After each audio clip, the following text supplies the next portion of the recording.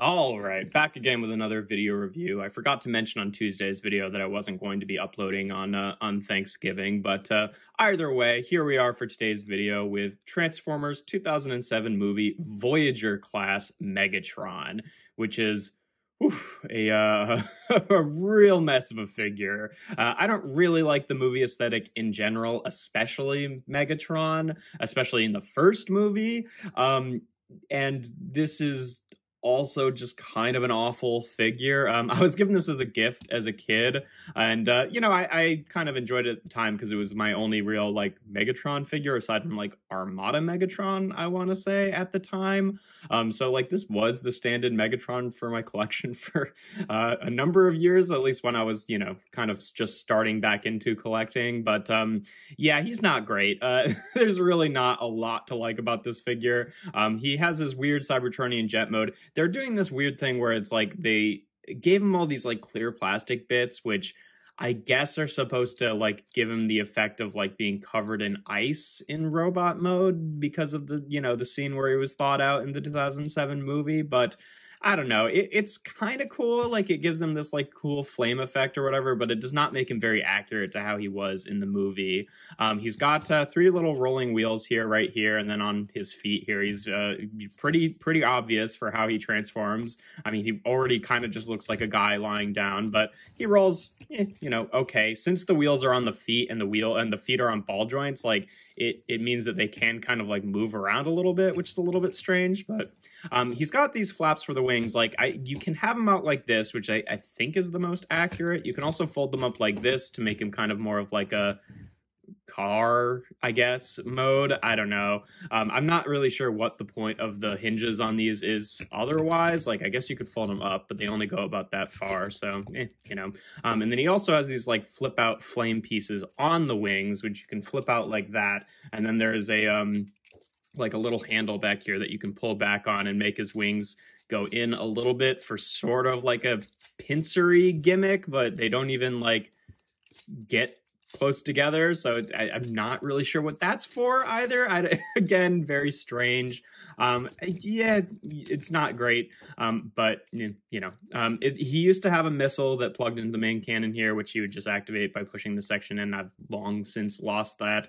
He also really clearly has, a visible head in this alt mode, which, to be fair, like the movie Megatron always kind of did, but this is kind of taking the cake, and it really doesn't help that it just looks like he's like lying down with his backpack just kind of spread out on the vehicle mode, which is exactly what he is. So you take that as you will. But yeah, it's not a great vehicle mode, but it gets the general silhouette of what his vehicle mode was in the movie, which also was kind of a mess anyway. So, but for comparisons for this mode, here he is with Kingdom Sideswipe, just for a standard size deluxe comparison, and here he is with Blackout and Barricade, just for some other 2007 movie Decepticons here. And yeah, I mean, scale wise, I don't know. I mean, he's kind of a nothing vehicle mode, so he can scale with whatever. In terms of like the scale with robot mode, like I think he's way too small to be compared to Barricade at least, but he looks fine, I guess, with Blackout. But yeah, to get into transformation, he is very, very simple. Basically, first thing you want to do is on this arm specifically, this bit is kind of hooked in there, so you just want to unhook that, rotate around the forearm, and then pull out his hand. And then on this side, the entire cannon will unpeg from the chest section here, and then similarly come out, rotate around, and then this will like double hinge up like that, and you can extend out the hand. These pegs that they're attached to do have a tendency to pop off. It's not too bad if you're like, just paying attention to it while you do it, but it is a little bit, wibbly even when it's on there, which is a little bit annoying, but whatever. And then both of the feet peg into the backpack here, so you just want to unpeg those and then bring this whole section up, and it will kind of automorph a little bit, like it folds down the chest piece and it brings the shoulders up a little bit, just like that, to kind of reveal his head there. And then you just take the backpack, fold it onto the back, And then the feet have this, you know, the kind of like springy thing going on. So you pretty much just open them up and get implanted on the ground. And there you have Voyager class Megatron in his robot mode, which is, yeah, kind of a mess. I mean, like I said, the movie aesthetic for Megatron in general is already kind of a mess, but this toy is really not doing that design any favors. His arms are like weird and gangly and like, yeah, I don't know. The head sculpt is very ugly and not really in a way that captures the look of the movie Megatron, just because it's lacking on a lot of like painted detail. They've kind of just like given like a black shadow around the mouth, and he's got like these blue details on the bottom of the head, which isn't really accurate. Blue light piping, whereas I don't remember what color his eyes are in the movie. I assume red, but probably not, you know, the Energon blue color there, but whatever, I guess. Obviously, you know, in the movie, he does not have a huge backpack like this. Now, I kind of get it for this figure, and honestly, like for most of the movie Megatron figures, how they kind of had to give him a backpack, because otherwise there's just no real managing where the wings come in. Like, the Studio Series one does it okay, but I don't know. It's always a little bit weird to me anyway. But yeah, in terms of articulation, the head is on a ball joint, which can rotate around. It's seated a little bit forward, so he kind of like moves his head to the side when he turns his head, but whatever.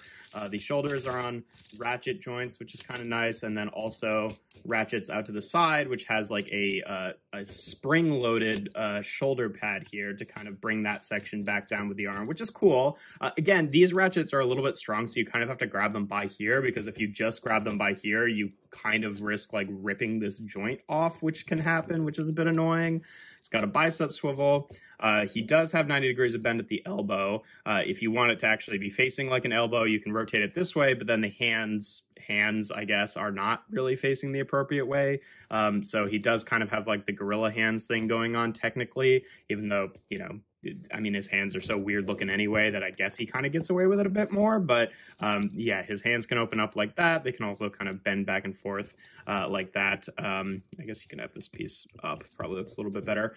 He has a waist joint, which, you know, is a little loose, but works fine. He's got ratcheted hips that go forward and back. God, I'm just noticing all the dust that's accumulated in this guy. I forgot to dust him off before I started this video, but as you might imagine, I have not touched this figure in quite a while. The hips also go out to the side, only about that far before the like hip spikes there bump into the side of the body, which is not great. He has a thigh swivel, which is right below the knee actually, so it's not really a proper thigh swivel. It's like a below the leg swivel. Yeah.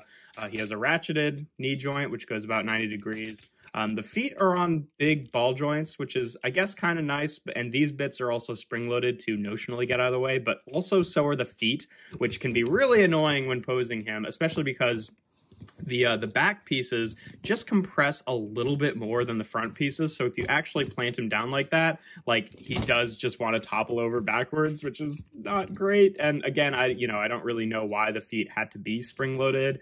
I mean, you know, they did that with a few other figures at the time too, just as like a weird gimmicky thing. But especially in his case, I think that it's really to his detriment. And also, I guess I should mention, if you actually have the backpack tabbed into place, it does kind of notionally nullify the waist joint, but you know, that tab connection is not super strong, so if you just move the waist, it will unlock it anyway, but it is supposed to be tabbed into place.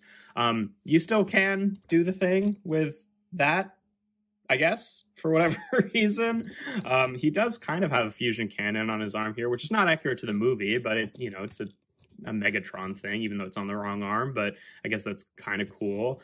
You can still do that, which makes even less sense in this mode, and it made very little sense in the first mode, so there's that. So yeah, he's just kind of a weird specimen. In terms of comparisons in this mode, here he is again with Kingdom Sideswipe for an average size deluxe. For a modern Megatron comparison, here he is with Siege Megatron. They're about the same height. He's maybe like a millimeter or two shorter, but that's what they look like together. And then here he is again with Blackout and Barricade. Just so you can see what he looks like with a few movie guys. And again, you know, I think that he should probably be bigger in comparison to at least Barricade. I don't know about Blackout. I don't know if they were ever stood next to each other in the movie, and Blackout's head is way smaller, which would make you think that in scale he should be much larger, but I don't know. The scale in the movie was all over the place anyway, so whatever. But that's what the three of them look like together. And yeah, that's pretty much all there is to say about 2007 Voyager Megatron. He's a pretty universally maligned figure for good reasons. He's just not great looking. He's not very functional. His transformation is kind of nothing. His vehicle mode, I mean, by design is already kind of nothing. And even in this mode is like with this particular toy is kind of nothing. I don't really think that the whole ice effect thing works. It kind of looks more like blue flames than anything, which granted, I think makes him look slightly cooler than the movie Megatron design does, but when it's sitting on a frame that's already like not that great, then it just doesn't really help him a whole lot. So yeah, not a great toy, but you know, he's kind of a funny novelty to have. But yeah, he's got numerous issues. But yeah, that's pretty much all there is to it. If you enjoy my videos, make sure to leave a like and consider subscribing to the channel. I do reviews every Tuesday, Thursday, and Sunday. And without further ado, here we have Transformers 2007 Voyager movie Megatron.